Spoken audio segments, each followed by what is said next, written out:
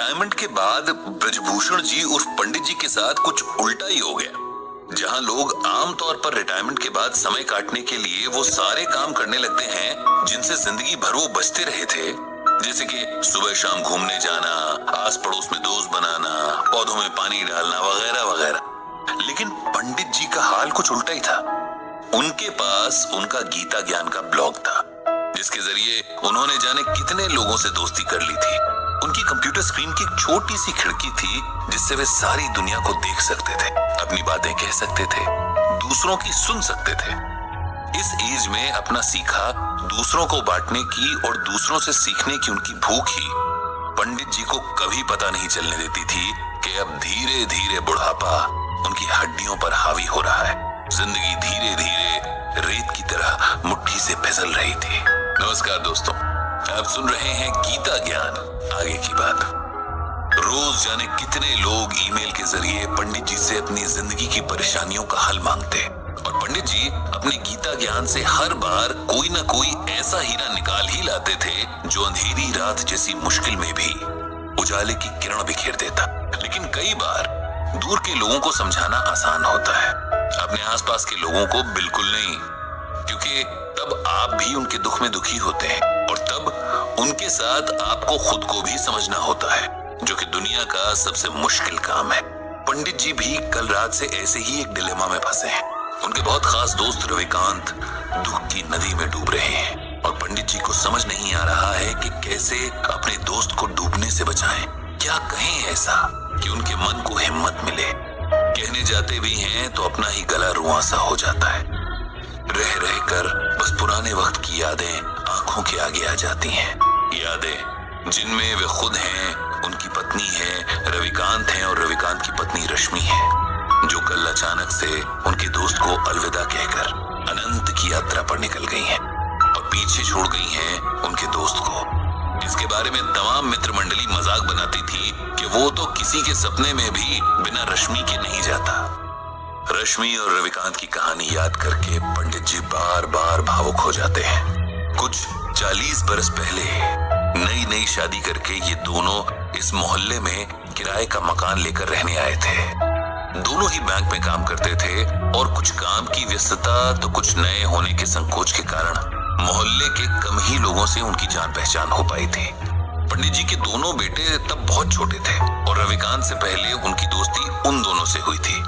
शायद इसका कारण रविकांत का बच्चों से बहुत प्रेम करना रहा हो।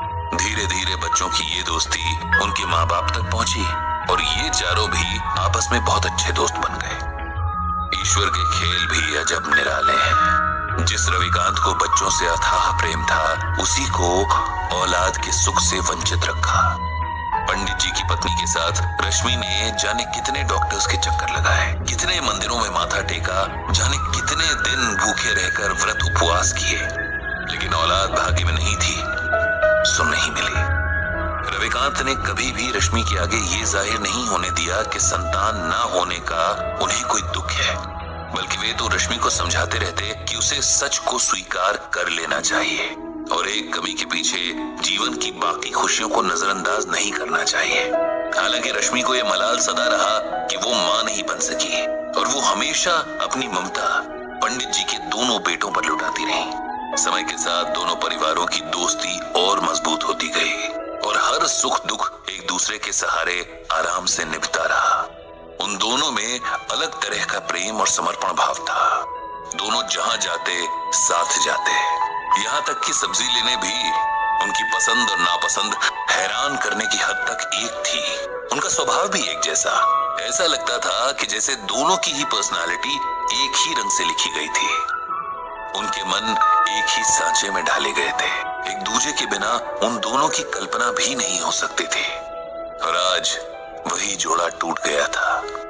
जो अकेला छूट गया था, उसके बाकी बचे जीवन की कल्पना भी अब मन में सिहरन पैदा कर रही थी। किसी तरह बड़ी मुश्किल से रविकांत को सहारा देकर उन्होंने अंतिम क्रिया से जुड़ी विधियां करवाई थी। रविकांत का हाल ऐसा था कि जिसे देखकर पत्थर भी पिघल जाए। उसका विलाप, उसके आंसू देखकर तो मौत के देवता की आंखें भी भर आई होंगी।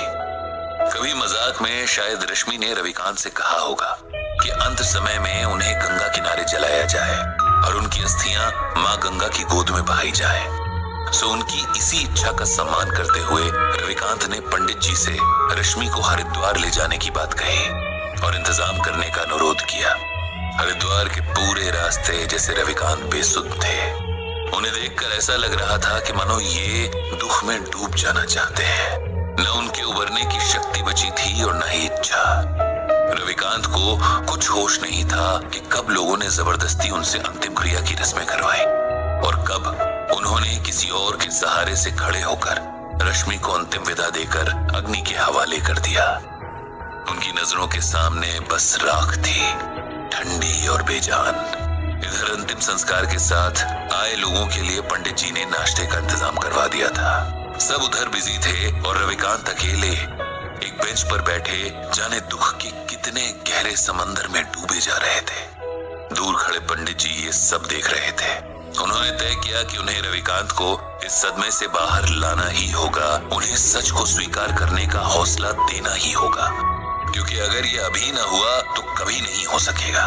रविकांत के पास जाकर उन्होंने धीरे से उसके कंधे पर हाथ रखा और ऊंची आवाज में भगवत गीता का ये श्लोक पढ़ा।